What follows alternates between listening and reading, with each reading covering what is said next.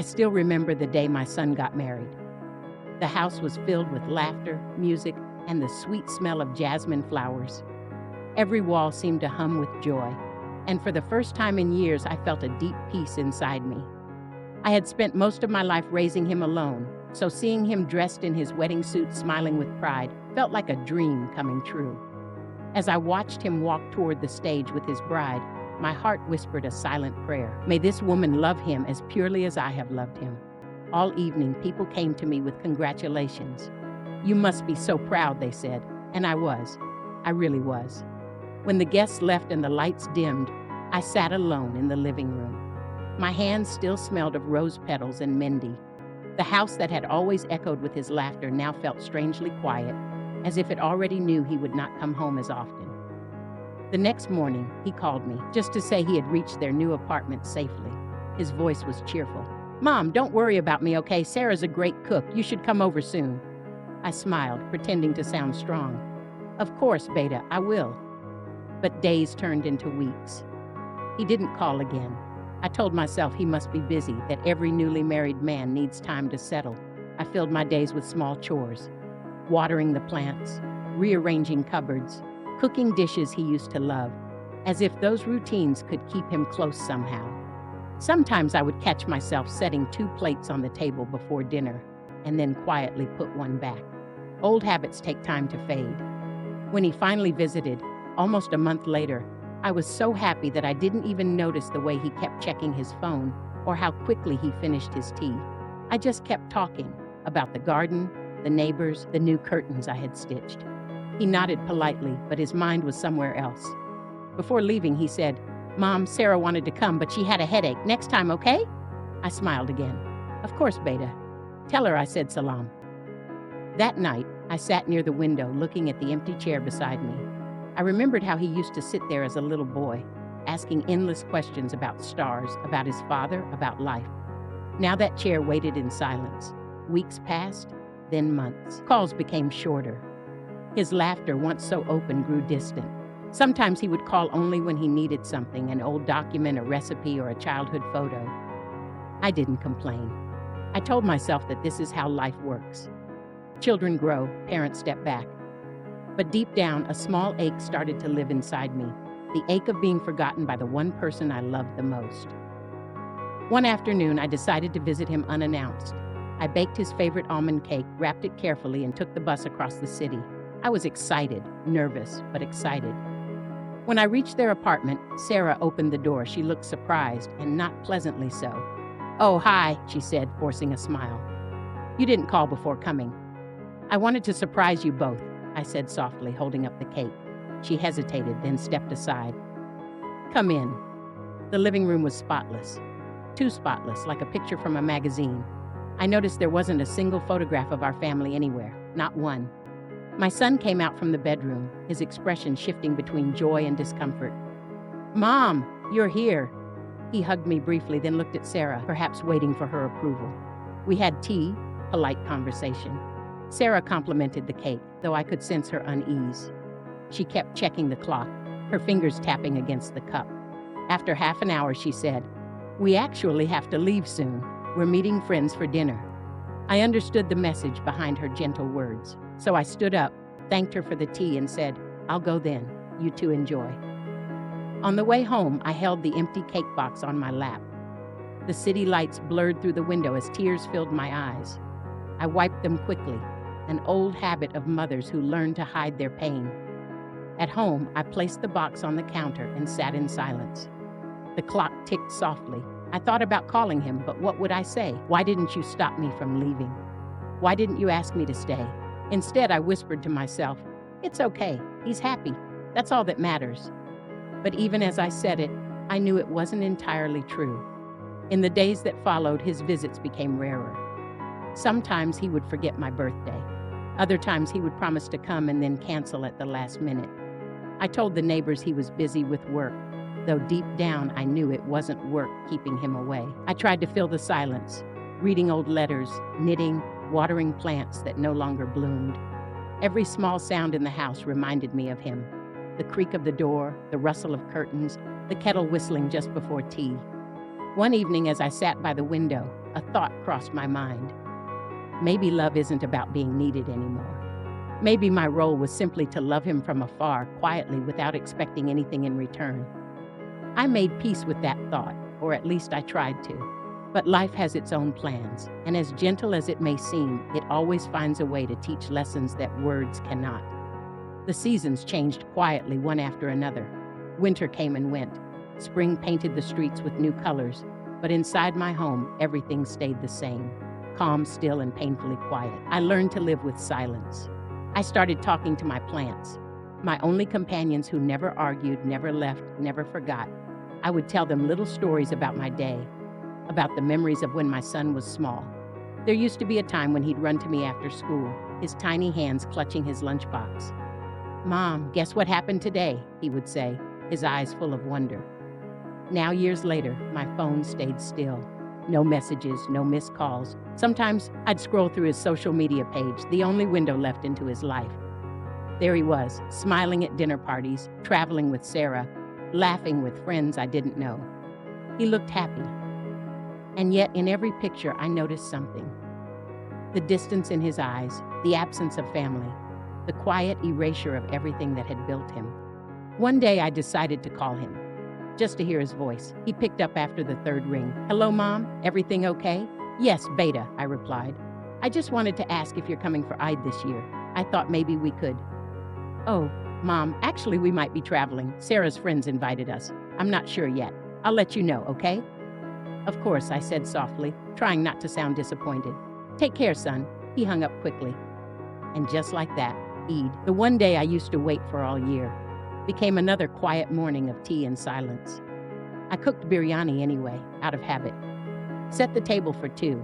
I told myself maybe someone would drop by, maybe a neighbor or an old friend, but no one came. After lunch, I sat in front of the old photo album, the one filled with his childhood pictures.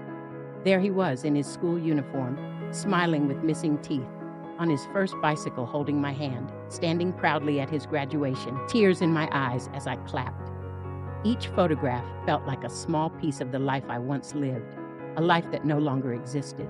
That night, as I closed the album, I whispered, "Where did my little boy go?"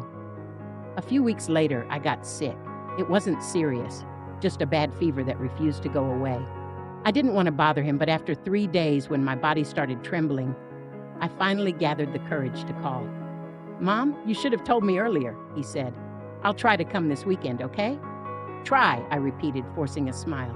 "Yes, Beta, try." The weekend came and went. He didn't show up. Instead, he sent a message. "Sorry, Mom, something came up at work. Sarah sends her regards. Get well soon." I stared at that message for a long time. 14 words, that's all. And yet, they carried the weight of all my loneliness. I made myself some soup and sat near the window again. The evening light spilled gently across the floor, and for the first time in years, I felt truly old. I realized something that night. When your child stops needing you, the silence becomes louder than any argument ever could. Months passed. The fever faded, but the ache remained. I started spending more time volunteering at the local community center, teaching kids how to read, helping old women learn to use their phones. It gave me purpose again. One little boy there, barely 8, reminded me of my son. Same curious eyes, same shy smile. He would hold my hand while reading stories, and for a brief moment, I'd forget my pain. Sometimes after class, I'd walk home through the park. I'd watch families sitting on benches, parents laughing with children, couples sharing snacks. And though I smiled, something inside me always whispered, that used to be me. One afternoon, as I was locking up the center, my phone rang. It was him. "Mom, can you come over tomorrow?" he asked. "Sarah's throwing a dinner for her friends. It'd be nice if you joined." My heart jumped. Of course, Beta, I'd love to. That night, I couldn't sleep. I ironed my best shawl, packed some sweets, and even bought a small gift for Sarah. I told myself this was a chance. Maybe things were finally changing. When I arrived, Sarah greeted me politely. She was kind but distant. Her friends were already there, chatting and laughing. I tried to blend in, smiling, helping with dishes, staying quiet when the conversations turned to things I didn't understand. Vacations, brands, careers. At one point, one of Sarah's friends said, "Your husband looks just like you, Sarah, not at all like his mom." They laughed. Sarah smiled shyly. And I pretended to laugh too. When dinner ended, I offered to help clean up. "Oh no, that's okay," Sarah said. "You just sit, Auntie." But her tone carried the softness of distance, the kind that keeps you at the edge of belonging. As I left that night, my son hugged me at the door. "Thanks for coming, Mom. Everyone liked you." "Liked me," I repeated silently, as if I were a guest. The bus ride home was quiet. I held the shawl tightly around me, feeling both warm and cold at the same time. Weeks later, I found out from a neighbor that Sarah was expecting. My heart filled with joy, a grandchild. I waited for him to call and tell me himself, but he didn't. So I called. "Beta, I heard the good news. I'm so happy for you both." He hesitated. "Yeah, thanks, Mom. We were going to tell you. Sarah's still in her early months." "That's wonderful," I said. "I'll come visit her soon." There was a pause. "Actually, Mom," he said carefully, "Sarah's doctor advised her to rest. Maybe later." I smiled through the silence. Of course, later. But later never came. Months passed again, and I only saw photos of the baby after birth, not in person. The first time I saw my grandson was on a screen. He had my son's eyes. My heart melted. I whispered to the picture, "Welcome to the world, my little one. I hope someday I'll get to hold you." But that someday didn't come quickly. Because sometimes life doesn't just separate people by distance, it separates them by priorities. And though I didn't know it then, the lessons were only beginning. The morning I first saw my grandson was through a phone screen. My son called, his face tired but proud. "Mom, meet little Adam," he said, turning the camera toward a tiny bundle wrapped in white. My breath caught. He was perfect. Small fingers, round cheeks, a faint frown that reminded me of my son when he slept as a baby. "Congratulations, Beta," I whispered. "He's beautiful." "Thanks, Mom," he replied, smiling briefly before Sarah called from behind him. "I'll talk later, okay?" The call ended, and I sat there staring at the darkened screen, my reflection faintly visible where his face had been. I had become a grandmother, but the silence in the room made it feel as though no one else knew. Days passed, and I waited for an invitation to visit. Each time the phone rang, my heart jumped. But it was never him. Finally, after 3 weeks, he called again. "Mom, the baby's doing better now. You can come tomorrow, if you like." If I like. He said it so casually, as if it were a favor I could choose to accept or decline. But I had already packed my bag before he finished the sentence. The next morning, I arrived at their apartment with small gifts, a knitted cap, tiny socks, and a soft blue blanket I had made myself. When I stepped inside, the air smelled of baby powder and warm milk. Sarah was sitting on the couch, the baby asleep in her arms.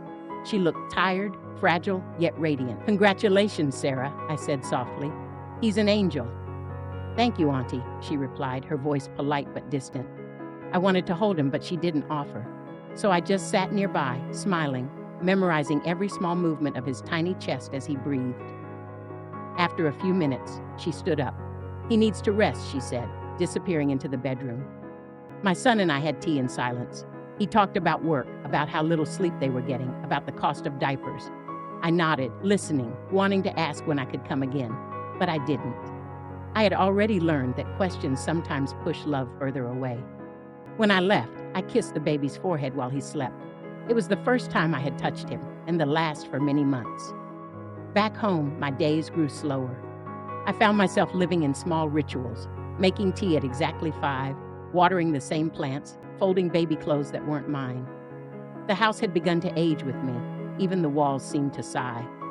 Sometimes I would take out the little blanket I had made for Adam and run my fingers over it, imagining him wrapped inside. It was soft, softer than any apology I would ever hear. A year passed before I was invited again for Adam's first birthday. I spent an entire week preparing, baking, choosing the perfect gift, wrapping it carefully with blue ribbons. When the day came, I reached early, helping set up balloons and lights. Sarah's friends filled the house again, young parents, laughter, cameras clicking. I stood in the corner smiling as Adam smashed cake with his little hands. At one point, he looked around, eyes searching. When his gaze met mine, something inside me melted. He reached out his arms, and for a brief second, Sarah hesitated before letting me take him. The moment he rested against my shoulder, time stopped. His warmth, his tiny heartbeat, his scent, everything reminded me of when I first held my own son. He giggled, tugging at my hair. Everyone laughed, even Sarah. For that small, fragile instant, I belonged again. But moments like that rarely last. After the party, Sarah thanked me for helping. "You should rest now, Auntie. Adam gets fussy around too many people," she said kindly. I nodded, knowing it was time to leave. That night, as I sat alone, I whispered to the stars outside my window. Maybe that's how love works now, in borrowed minutes between someone else's schedule. Then, one rainy evening, everything changed. My phone rang unexpectedly. It was my son, his voice trembling. "Mom, Sarah's been taken to the hospital. She collapsed. I don't know what's happening." My heart raced. "I'm coming right now." When I reached the hospital, he was pacing in the hallway, his face pale. I placed my hand on his arm. "Everything will be okay, Beta." Hours passed before the doctor came out. "Postpartum complications," he said quietly. "She needs rest and long-term care." Sarah survived, but her recovery was slow. My son's confident voice began to carry fatigue, fear, and something else, a kind of humility I hadn't heard in years. He started calling me often, asking for advice, for help with Adam, for comfort. I went every day, cooking, cleaning, taking care of the baby while Sarah rested. And just like that, I was back in their lives, not as a guest, but as a mother again. One night, as I rocked Adam to sleep, my son whispered, "Mom, I don't know what I'd do without you." I smiled, tears quietly falling onto the baby's blanket. "You'd learn," I said softly. "But I'm here anyway." Sarah eventually got better. Life started finding rhythm again, a slower, gentler one. But something had changed in my son. He was quieter now, more thoughtful. He'd watch me playing with Adam and sometimes look away quickly, guilt flickering across his eyes.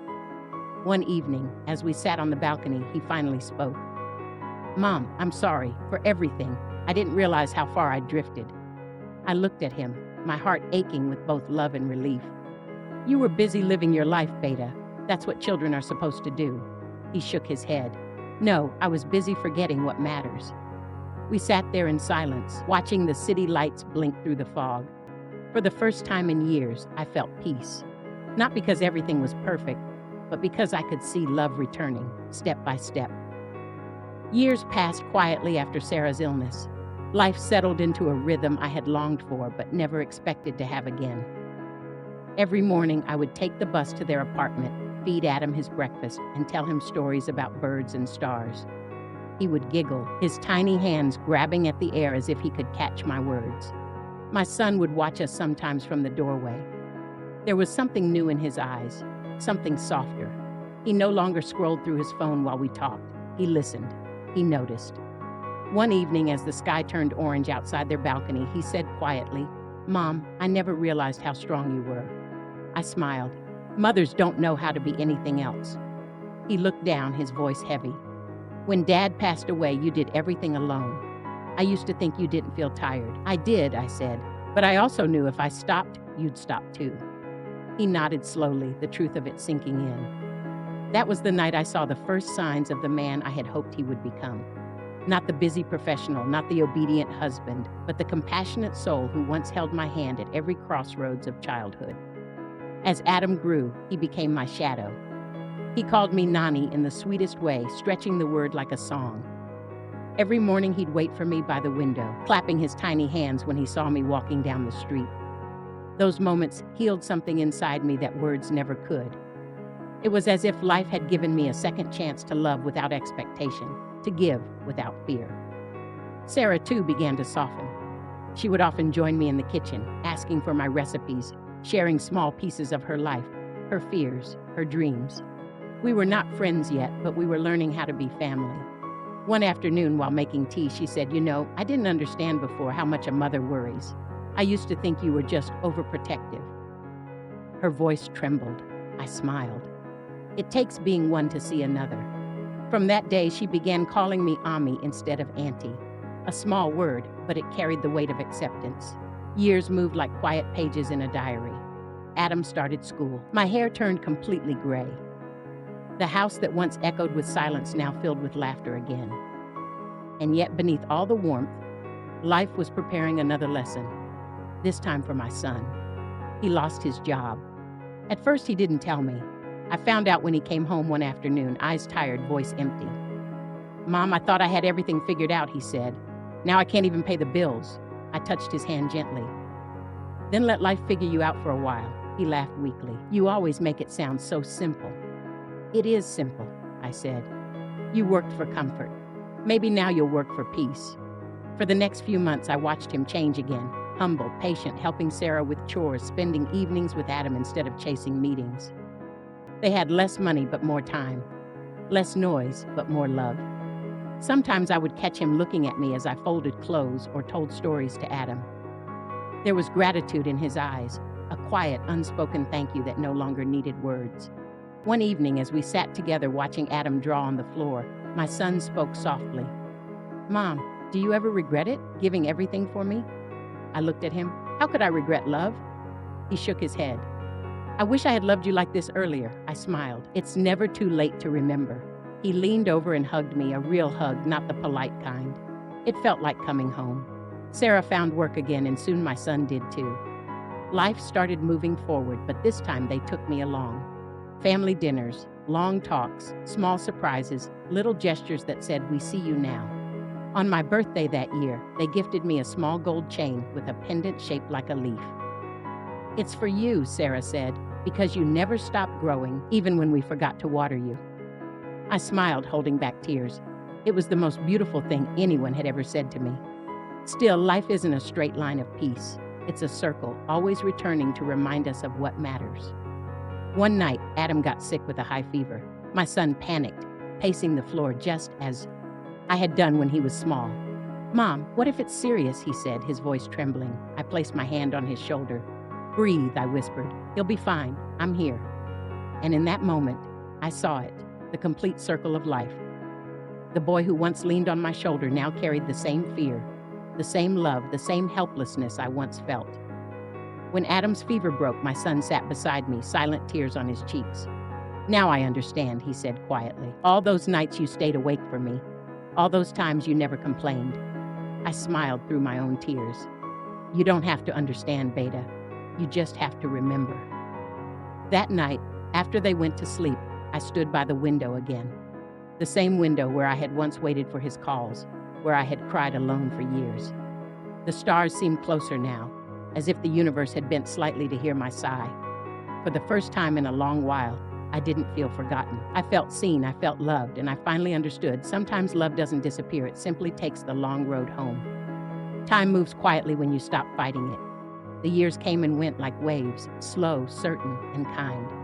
Adam grew taller. My son grew gentler. Sarah grew wiser. And I grew old. The house was never silent anymore. There were footsteps, laughter, tiny hands knocking on doors, and voices calling my name. Sometimes I would close my eyes and just listen, because those sounds were the very music I had once prayed for in my loneliness. I often thought back to the years when I waited for a call, a visit, a sign that I was still remembered. Now I didn't need those signs anymore. Love had found its way back, not in grand gestures, but in small, steady moments that whispered, "We remember you." One afternoon, I sat in the garden with Adam, helping him with his homework. He looked up suddenly and asked, "Nani, were you scared when Papa was little?" I laughed softly. "Why would I be scared?" he grinned. "Because he says you were very strong even when things were hard." I looked at the boy's curious eyes, his father's eyes, and felt warmth spread through me. "Strength," I said, "isn't about not being scared. It's about loving someone enough to keep going, even when you are." He nodded, as if he understood. Maybe he did. Children have a way of knowing things we adults forget. That evening, my son came home early from work. He sat beside me on the porch, both of us watching Adam chase butterflies across the garden.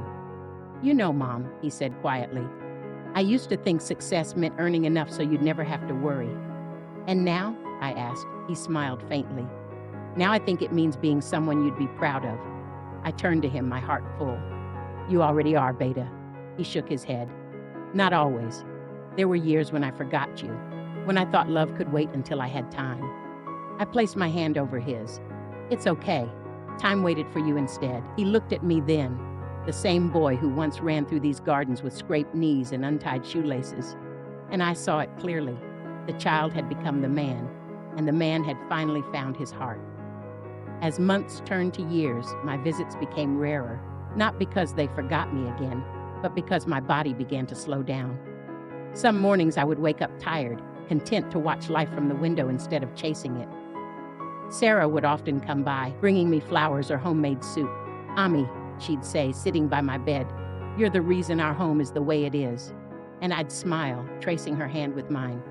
"No, Beta," I'd whisper. "I was just the beginning. You're the reason it keeps going." Then came one winter night I remember vividly. The sky was heavy with stars, the air cold but gentle. My son called me from the living room. "Mom, Adam wants to show you something." He came running in, holding a piece of paper covered with crayon drawings. "This is us, Nanny," he said proudly. "Papa, Mama, and you." I looked closely. There I was, drawn small but right in the center, holding hands with them both. My heart swelled. "Why am I in the middle?" I asked softly. "Because," he said with a grin, "you're the glue." I laughed, but tears found their way down anyway. Children tell truths that even grown-ups forget to speak aloud. A few days later, I fell ill. It wasn't sudden. It was the kind of quiet illness that comes when the body has told all its stories and has nothing more to say. The doctor said I needed rest, but I knew better. I had lived my seasons. My son stayed by my side every day. He fed me, brushed my hair, helped me walk. Sometimes I would wake up and find him sitting silently, holding my hand as if afraid to let go. One morning I whispered, "You don't have to stay, Beta. Go to work." He smiled faintly. "You stayed for me my whole life. It's my turn." I closed my eyes. Life taught you well. In those last few weeks, I dreamed often of my husband, of my younger self, of my son as a child running barefoot through the house.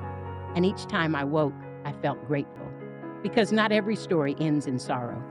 Some end in peace. On my final day, the house was filled with the smell of roses and cardamom. Sarah sat beside me, humming softly while Adam played nearby. My son held my hand, his thumb tracing circles across my skin the way I used to when he was sick. He leaned close and whispered, "I love you, Mom." It had taken him a lifetime to say it, but in that moment, it felt like I had waited for something sacred and eternal. I smiled, closing my eyes. I know, Beta, I always knew. When people say life teaches you respect, they think it means punishment or guilt. But that's not true. Life teaches through love, through loss, through time, through the gentle echo of everything we give away without asking for it back. My son learned that respect isn't about obedience. It's about remembrance. It's about showing up not when it's easy, but when it matters. And as I drifted into that long, peaceful sleep, I knew he would remember. Not because he had to, but because he finally wanted to.